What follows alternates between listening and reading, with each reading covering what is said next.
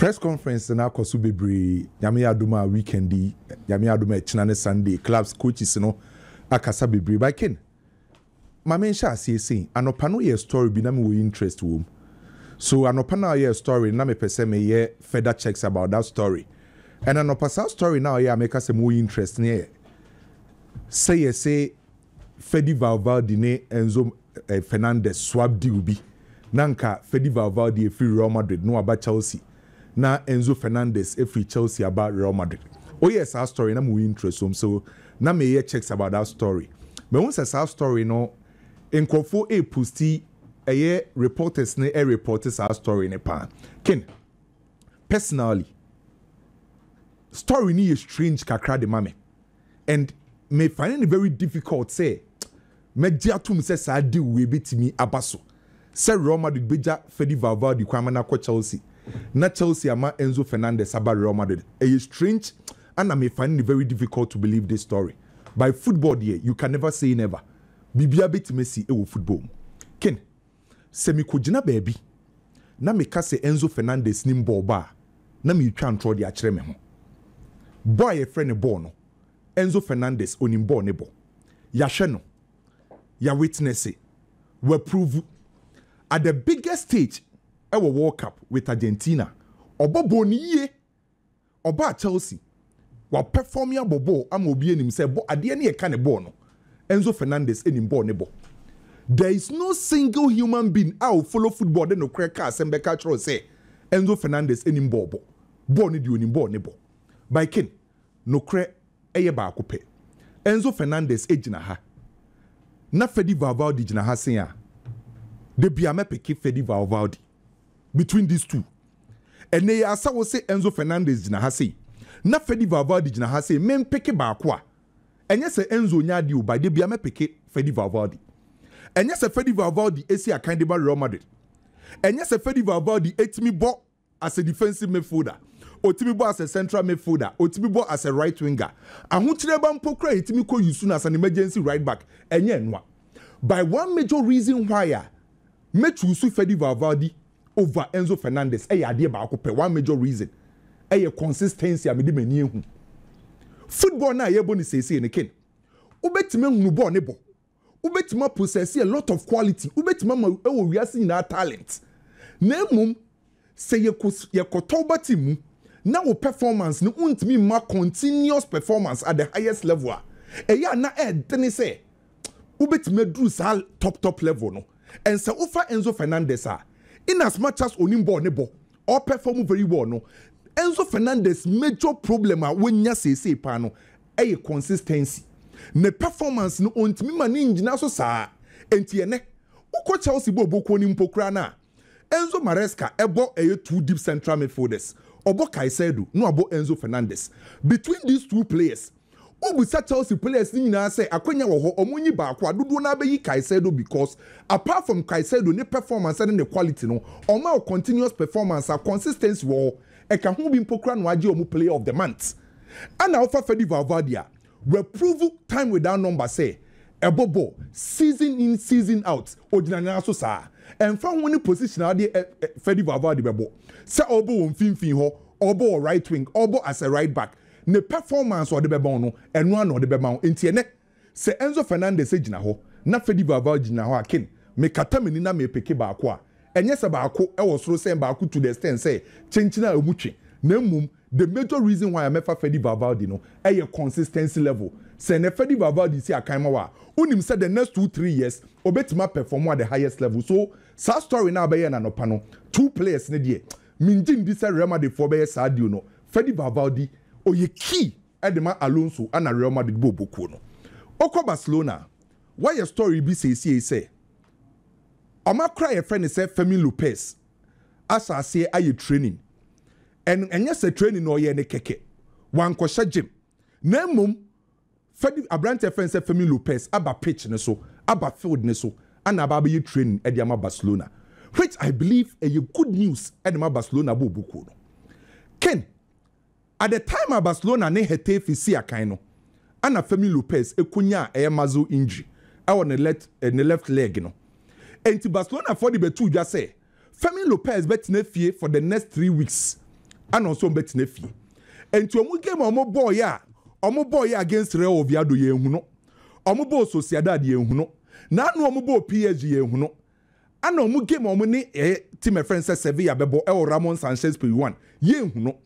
By Barcelona for say omo OGDS after international break no. Akra ne friend say Fermin Lopez no. Ebetima be see akan e dia ma Barcelona bobuku no. Enti say na wotie Barcelona mpanyimfo no. Na wohwe Hansi Flick a omo nyina ni age say Fermin Lopez no waba. So we call Barcelona currently the system of Hansi Flick ne number 10s me no use no enye Dani Olmo Fermin Lopez by kin under Hansi Flick or see Fermin Lopez an offensive machine football ye kase obi your offensive machine a say obi or your offensive pivots and to bet yes you obi a defensive midfielder or ye defensive pivot say team need defender ono na dia hoden sonko bi team ni mfimfin. Entini ye kase obi ye defensive midfielder so your defensive pivots but ye kase obi your offensive pivot and I say offensive machine say ye attack here or there's some kind of still be about attacking tedo enti under Hansi Flick no offensive machine brand friend say Fermin Lopez ken obi obo number 10 and ka number 10 dey we expect say obi what skills no na wadada ne ho no entertaining the supporters but we check akra na friend say Fermin Lopez na say oje ball na o operate as number 10 na nioma mienu pe ana ba Fermin Lopez stream de edi kan say attack here enya afi na obeje ball adada ne ho abetwetwe entertaining supporters no Fermin Lopez operate as number 10 na de edi kan ba ne timi say me je ball na no direct either say me ko she go and say me ko ya assist say you lose ball ne pe intensity obesa de abeba see and fan and recover ball no e wo soro enti say okwa Hansi Flick system ni ma the reason why Okasa brand any friend say Fermin Lopez an offensive machine in nani say some attack here or you very productive and no defend here or you very effective and you two players and our Barcelona set up more ubetima classify almost say your offensive machine a brand friend say Fermin Lopez and a Rafinha so two players no Barcelona set up nima had the kind of energy omo de be anim ho enti say ne Fermin Lopez every injury asaba a good news for Barcelona. Let's not forget Dani Olmo ni form sanka ya de krasa Dani Olmo wo form kese kra na nka Fermin Lopez prior on said and dream hu bebre but this is the case Dani Olmo ni form and Fermin Lopez na pick form so a good say Fermin Lopez are returning from injury for Barcelona after international break ya besa be hu akra na friend say Fermin Lopez Enzo Maresca in a press conference ahead of weekend omu game against Liverpool and omu kobusa Enzo Maresca say Nansen Liverpool lose against Crystal Palace ome lose against Galatasaray pressure with Liverpool so na the right time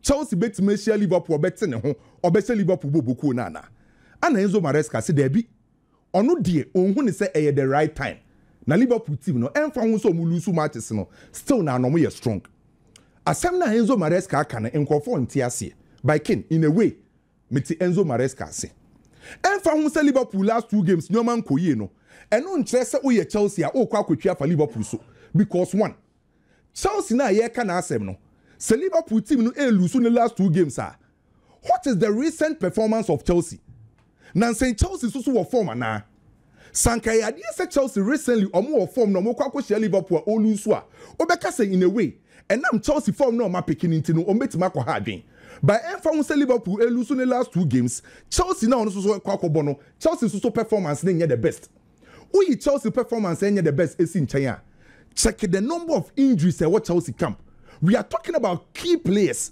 Enzo Maresca see about 8 players or mepra and to say what check Chelsea recent performance now the injuries ne ka ho na only Enzo Maresca be ya adwen say enye mprempre ya na beka say good time Fanny Sanke Nekin Liverpool lose against Crystal Palace we lose against Galatasaray na Chelsea ko share Liverpool na Chelsea wo form pa na players what Chelsea you know be available Chelsea supporters ni benya gidie bam prempre ya no sa wo check injuries no now check Chelsea recent performance u benya miss feeling kakra ba dia ba ko wo say Chelsea any Enzo Maresca ti ase ne say sa wo check recently PSG ni Barcelona na us ni nyina ti PSG na PSG lose key players by confidence, self-belief, motivation, proper tactical approach. Emma PSG ko say Barcelona.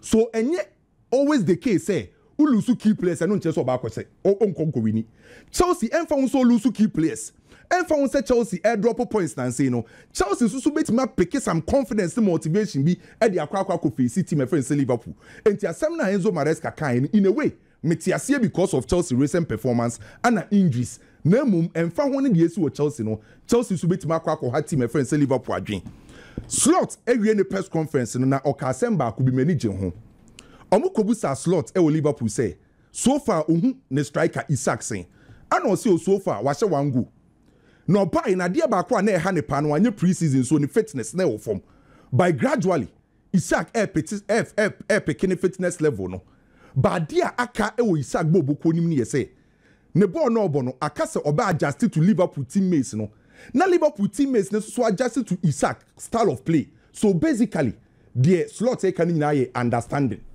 opeso chere say Isak and Liverpool teammates no understanding enyam by ken say strike bia be successful e wo football club bia ma e wo say onya proper understanding between ono and the teammates and so we further reading now a lot of research about understanding between strikers and the teammates before say a striker e betimenya proper understanding no with the teammates e nyoma miensa and e fundamental ewom de edikan effective communication and a coordination.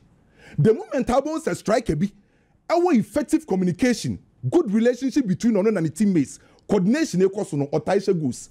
Okay. Then again, I was unya positional awareness and movements. Sir Isak a striker. I was in the movement no Liverpool teammates no omoti asiye and a tactical training drills.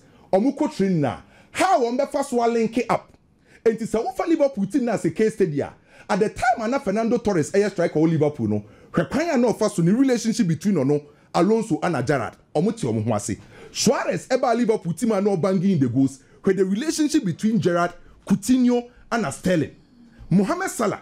Also goes in when the relationship between no Arnold and Robertson. Okay. And to say Isak ebetima banging in the goals and what say communication.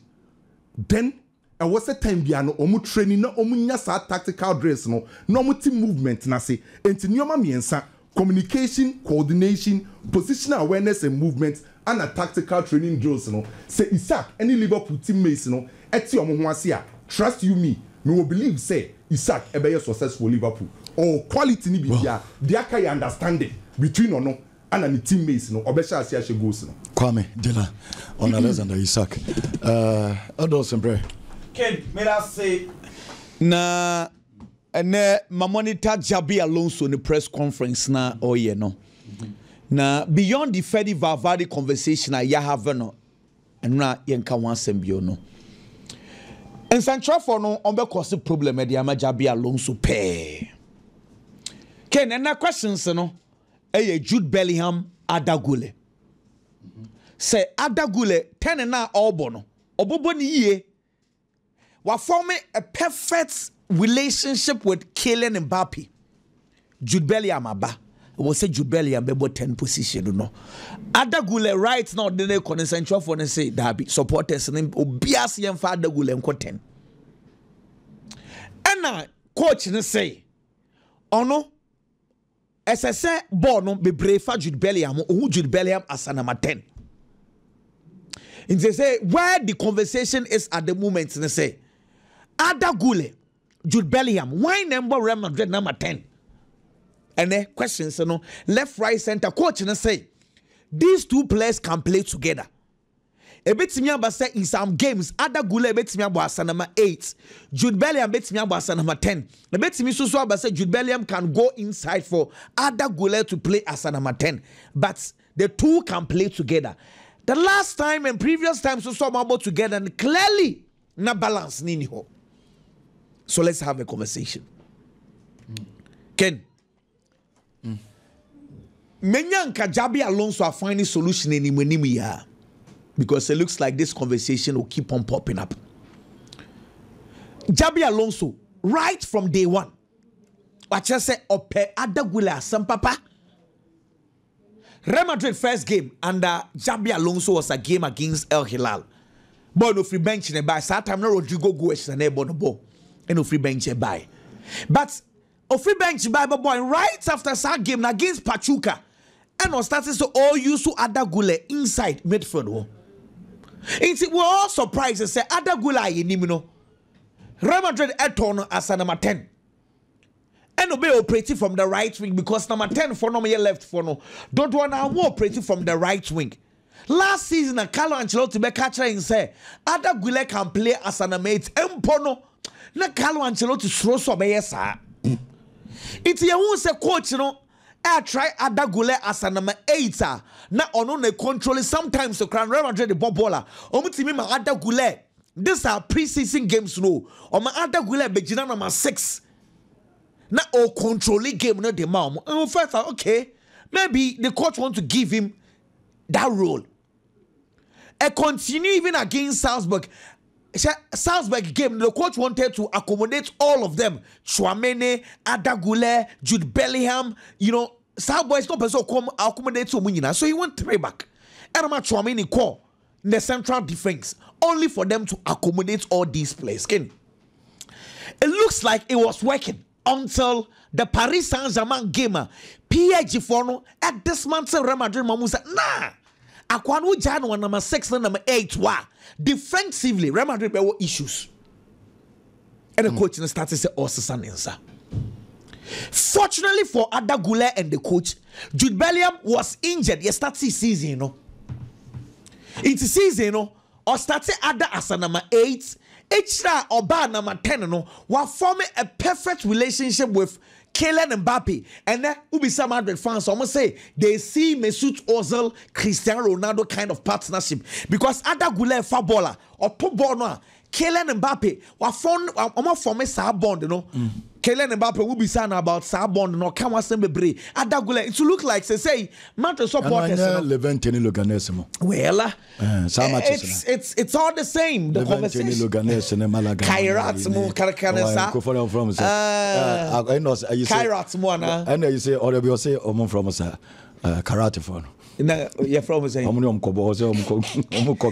but you see I understand these are small teams and blah blah, but point is that Ada and a Kylian Mbappe relationship no afa.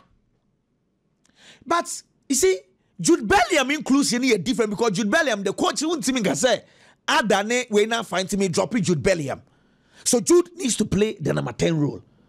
Ken say Jude Bebo 10 just how the Adagule echo the right one or Franco Manstantuano because as they say no ye pe positions are more biano Chouameni dear no kwaseme omni say Real Madrid 3-man midfield na Chouameni or you're untouchable in this Jabi Alonso system. Chouameni hey say the team ni dia or you're untouchable inti who plays alongside Chouameni and akwaka what try Freddy Valverde and now no bad games done and say me sure about Danny Ceballos. But once Ceballos is playing very well. Camavinga is yet to come. Now, the other argument is that Omuma Jude Bellingham enko jina number 8 wo. So that about Chouameni Jude Bellingham.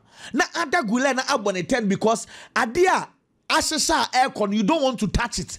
Ada aye more creative than Jude Bellingham. I want number 10 wo but Jude Bellingham and go ne say a traditional and effective number 10. In Tiama Jude Bellingham ko jina 8 na Ada ninja number 10 ho. That is the style as they say. Yes, suggested Yama coach, you know. Now, as a number 8, truth be told, Jude as a number 8. Now you have Pedri as a number 8 sounds a difference. Okay. So who the Jude by 8 then we can start doing a proper comparison. Say Jude the number 8 and on the Pedri number 8 at the same. That is what Jude wants to avoid. Jude wants the number 10 rule.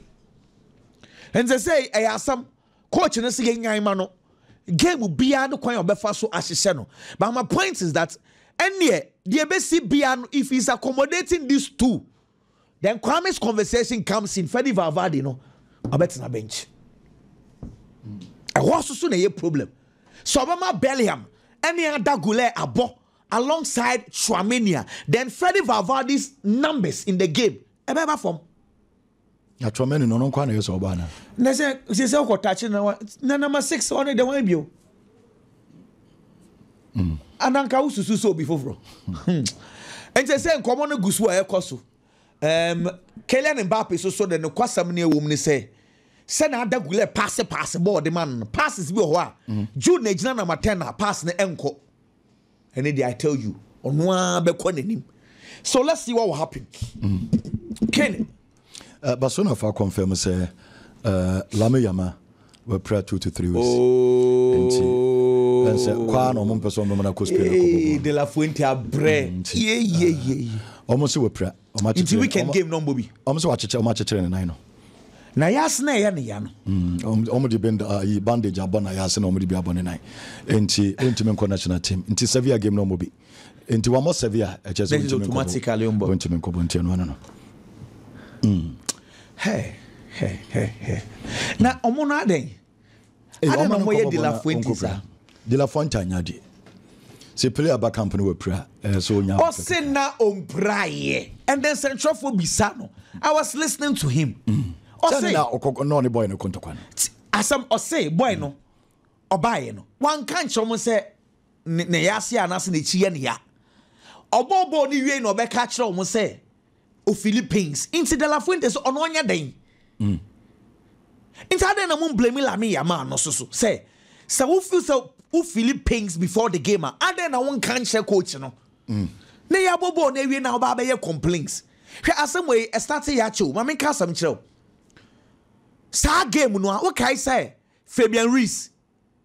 Ono so okọ back to Paris Saint-Germain and a PG for the issue official statement ba say Tio, PG for this is maintain we say BC of football. We say Paris Saint-Germain. Actually, at the bread the Spanish Football Association, any coach so omo da coach na see. So coach na manage Fabian Ruiz well. Meanwhile, in the same period, Barcelona were complaining about Lame Yamal. One said the scholar Fabian Ruiz on count. No one to know, and I know be and no pray free mo. Coach na man rest one for nan count. And order Lame Yamal account only for this afternoon. What can say Lame Yamal no almost na yasana can into own to me more weekend game ni be. So call weekend game ni be dia. Then it makes a lot of sense to send the coach in the record on TSC. It is so on to me more weekend game na dia. Then okay, then Lame Yamal is injured. But common in again, De La Fuente over problem. Oh yes, Spanish national team coach. You have to satisfy Barcelona. You have to satisfy Real Madrid. Omo person, omo players. Echo World Cup, echo competition. Yes, yet say a Jew. Normal games are. Who from players? I say yentia say yema unko because ukwa kupra. PSG cross on the French Football Federation. No, I wanted to do the shom so nyasa. Dembele ne the Seredwe. It says big clubs in the a Jew World Cup. Every player wants his player inside. Name a two normal games are men from a player. For instance, one 700 now saw ADC De La Fuente so say Alvaro Carreras as a soccer national team. Says Atletico Madrid so another club almost attack Spanish national team coach and say on from players. De La Fuente. Almost Atletico Madrid players on from. So we're going to list now the bar Atletico Madrid 4 players in him. Real Madrid for so complaining some players on from. And was a Barcelona for Kwano do Mokugu national team. No, I also said that any Bilbao akofa 4 account. Only the name Sociedad and Bilbao the any place or the untouchable. Can say with all due respect. Say De La Fuente na Barca for the protect no. And they say Barca for the Janu because of the Gavi injury. Pedri. And this is acquire Lame Yamal. She say Barca for no end supporting the view. Sanya sa Ken. Say I have very, very fair. Pau Kubasi. Still part of the Spanish national team. And you fair. Uniform. One say, sa na Daniel Vivienne, Ruben Lenormand, and Emerick Laporte. It's crown about the left center half. And a Laporte injuries in the form no Emma Kubasi be fast our position no. Ye Real Madrid akwada Raul Asensio no onusum into Pau Kubasi na boy until recently onusu elusu form aya dropping her. Say sa left ward no ababe did house and there. Into Kubasi oko but on static. But Real Madrid's argument is that a Drew Walker out of Spain for national team 4 defenders back 4 I was some Madrid nyamu miensa Dani Kabaya right one ebe box and hotonwa Pedro Porro no dey obi free wa na bebo. Left one no, meaning why they are doing that. Almost say ma Alvaro Carreras estati. Already Cucurella wo ho. Alex Grimando wo ho. Alejandro Baldi e wo ho. Carreras abekam 4 players. I was said De La Fuente choose mu 2 at the World Cup. The coach is Misuma no. Se Carreras form no e course say ya no be World Cup no. Ne drop one. Obe drop back. Say edu baby. Cucurella so ntimi drop. And I make say omo the clubs in every. Into Obefa Bas Animal Renew Chelsea. Obefa ba ko de na Cucurella de omo ntimi drop. DP you cannot touch him. Nti ebasa say some other for no say coach na inform players. On players bi aba ko pen wa. Say dance nti omo the pressure ma. The pressure man pa. Nti ebasa Alejandro Balde de na yemia. Omo anye careful. On the back no. Coach na be drop no. Sir. Obefa Madrid for no bi ashimako. Hey. Since I say Ghana hana. Offer house ba ko a. It was up for so the kotoko ba ko e ka ho. Ti Madrid ba benya. Obeka Ghana ye fa house ni ba ko de ne ko no. Ye fa technical team member or ye kotoko e de ne shame. When you playing body cry so ye fan say. O so nsu cry say. Spain national team dey Misuma coach. Politics. Amorim press conference no. I am getting tired of system. That's any say me pacho working. You na fasi o mama. Coach was saying we are criticizing the system pa a Hansi Flick. Highline our bon. Well, the results. Exactly. Nobody's talking about it because he's getting results. It is a system. Me sure say Manchester United getting results and none of the central for any about system. Me watch what I say because 3 back there are lots of coaches that play the 3 back. Are people questioning it? You are paid to find solutions. Ye baby say 3 back na problem or say any problem. What is the solution? Say 3 back na individual roles because unso we about say any system no game against Arsenal dey na mo lusui. Game against Man City dey na mo lusui. Enti one mention but we are all picking individual mistakes. What you say? Into what just any system. Ken, me pacho unim say a bad system will make players make mistakes. Do you agree? And so. Enti no, see, someone say no, we are tired of system because coach na say Pope cry ba on sesa. Enti me questions about system they should forget it, they should stop. Nebum, what Manchester United needs a result. So we was 0-0, so the kind of system you want, nobody cares. Gets Manchester United winning. I don't need a day here. If it is not about your 3 back, if it is not about Obika Saoka, solution here, then you have paid to find solutions to the club, not to complain. Into how long would the coach keep on insisting and say, it is not about system, it is that master. Amorim, Popu Kraba one. Kasano doso results in the sun. Big mo kasasa. Amuna mama bufu ya. Say we empoana. Obi kasa we di umpoana. Empoa kese pa. Yes. We ta umpoa. Oh yes. Okay. One day waka. Mosomo kasasa. Amowi na sem kra de me pese me jaika. Na di obeye ne ho bia no. Onya ne ho. Ene ma konkan ma na wonfa. No ntina Manchester an konkan so a onfa na e pam na onko ba bi no onko ye na djuma. Because waka time and again say if Manchester United wants the system to change, they should change the man. Waka ka. International onye na adwene say ade the system ne de. Na mo ko fa na ba mo mo say na eno no ye. Eno na no ye. But baby no one no de nya results. International Manchester United adwene ye say. Obetimi de say results na. Fie mi ensam fie nan. E ko ne ma be fa. Munya abotre. So mamu so de nya results. It is not about say we be the first. And about say we get trophies. But system no at least let's see it is working. It's an operational system and the results back come you be ever. Now man nipa na nya gide wo system ni mu. Nti it's up to him. Any more employ no so my adwuma from Manchester United. For Amorim, I want to stop talking about him.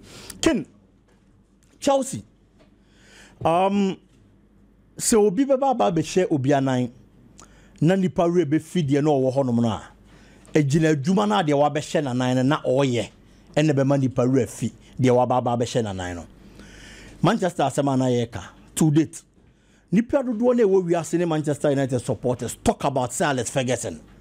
Say team ni nko yie pe almost say Ferguson wo ha Ferguson pen so nka Ferguson wo ha just because after him omo ma ba be ya adwuma ni nyina no enya adwuma no nkonkodu the level a Ferguson ya adwuma no kokoduru ye me ka dia baba be si Chelsea boboko no so for Caicedo winning the Player of the Month award. Caicedo stepping with Chelsea, the early days were bad, but finding the fit no. Nobody talks about N'Golo Kante biom because akwadana jumana or yene broso to the extent say obi enhu die nti ase so okobo N'Golo Kante din. And the Caicedo beji Player of the Month for Chelsea ken. To me it is no news because consistently he gives you that top notch and grade A performances. Premier League na able to see and defensive midfielder juma obi enhu no mo nim ye e de chen Caicedo. He's made 17 interceptions. Say the ball back Chelsea so about Chelsea. Now Chelsea being you be over stop a ball na air no. No what J Eddie match Chelsea boko no more progress. Why am I 17 in the Premier League? There is no defensive midfielder. Our interceptions at the chain Caicedo. It may make sure say a season maybe na Caicedo be win Chelsea Player of the Season, not only the Player of the Month. So kudos to him or Juma. Now can me problem with Chelsea. Eya Branty a friend Magiu. In 2011, coach I friend is Arsene Wenger. Now akwa to player by in 2008. Player ni Aaron Ramsey. Ramsey bar Arsenal over to a lot of quality players, stars be into the position as a central midfielder. Na bear din so benya biabo. And a coach ni decided say ni akwada ni Cologne. In the 2011 ordinary alone ken. Ordinary alone no akwada ni koye oko Cardiff. The former club be Arsenal ko fa free. No bo na niema konkan. And a Fabregas within the season ebe prayer and Arsene Wenger said debi. So wakwada we wo honom na se Fabregas ababi pradia e was quickly okofa akwada na de ne ba and okofa Aaron Ramsey by ken from there and a Ramsey dinya ni breakthrough e wo Arsenal boboko ni because there was a problem and no mo be here a quick fix. Senyor no na best starting po. They are going to need him because Tokura baba be da honom akwada ne ba ye no given the opportunity and will deliver. Chelsea pe playing time their man a striker Magiu and ordinary loan to Sunderland. Akwadane call Sunderland. Yes, that game time na ye den kakra. But at least Sunderland I am sure say no benya more minutes and you be body a change Chelsea boboko no. Oko ye no. Chelsea number 9 position. Nicholas Jackson pridu abem afi was on team in Tenebium and was finding a way out of the club. And Nicholas Jackson call. Chelsea see a kinda Liam Delap. And so I number 9 at Chelsea artistica kwa tona de naba. Aba be pra. It is our big prayer. Who be here say Chelsea benya number 9 because omo ntimi inform any nkonko to Jao Pedro nkwanso. So unsia kan fa ma Chelsea boboko ne derby. And a coach ne to tone nia. Sa time no ontimi nkonko to play and fama. And yes me wa kwanya. Se me was striker bi wo loan. Na matimi de na ba no baba be support na wa boa dia. Ene ma me nkofa na mra. And a Chelsea sa anto ne nsa. E de fa ma giu. E de ne bae. Can Maggie you buy me no me nobody dance say on your playing time. Maggie you nya ball ni be more. And me how any me problem then say. There are times I Maggie you or bench. There are times I Maggie you bet me about match day squad mo. Now Chelsea were problem with the number 9 position. Now coach I friend say Enzo Maresca. And you see other players omo number 9 in that position. Nan say ABS. Chelsea against Fulham say me kind year. When Chelsea needed a striker and number 9, obi obemo a box presence. E wo game ni no. Not the Tarek George. Abba be the first number 9 position. And no anything concorda. The last game Chelsea played in the Champions League. Chelsea pe player. Obetimi abba be the number 9 position dia ma Chelsea again. Now you sound so the Tarek George as abba be ginem. When you have a number 9, what friend say emergency abba into no name matches position no emebo emfa mo Chelsea boboko no. And Enzo Maresca and Semna Oko kind of press conference and I say akwada need training very hard. Na yet there obenya minutes and your game time. E was Chelsea no. Say all competing with players or me big. E was our position no. And I talk Roman meda hona onya bi mo anko obi any problem. But Ken the deficiency in the Chelsea number 9 position. E say akwada ni nya bi bo. Enzo Maresca and Kai Shekrampo last season. Our Conference League anymore. He was among the best players and top scorers for Chelsea when he got the opportunity. Chelsea bought Conference League, you know. Magiu bought 7 matches in the match Chelsea. Or share 6 goals in the Conference League. And to that alone, that share the kind of quality Okita and in the capabilities. coach ni man adwene mmra akwada ne so na nsɛm na okeka o press conference and said again and say sahwe enye hwe Tariq George can never be a better number 9 because on only position as a wing forward nimpo ontimi money ye na number 9 no na ebo na magi you to bench coach ni hwe no nye bibi mfa ho no ma akwada no opportunities no mo Chelsea bo oboko no kakra bi on Barcelona Barca bo oboko no yatete se Barca be person be strikers bi di o ma ba na omababa be yadwuma ewo Barcelona enso ebo oboko nim kena notable names e be ba abonten eni din akese ayetete ye no yete Ellen Butaland din eni yate Julian Alvarez enso su din yate Harry Kane din enso ewom it is because Barcelona be here a big figure ewo animu honom but se see din ba ko eba on board I am not sure say Barca supporters ne be happy he has the quality though obi a wahwe no but akwada ni be here time Canadian abaye ete young akwada no si akama Levante no okay 21-year-old Cameroonian and afa impanifo ni akwakoto no so say okipia with the same pace oba omo betimi afa no aba sa aba be si akan so far matches from about Spanish La Liga the 7 games they have played wa share 4 goals and wa 63 times 7 goal contribution daily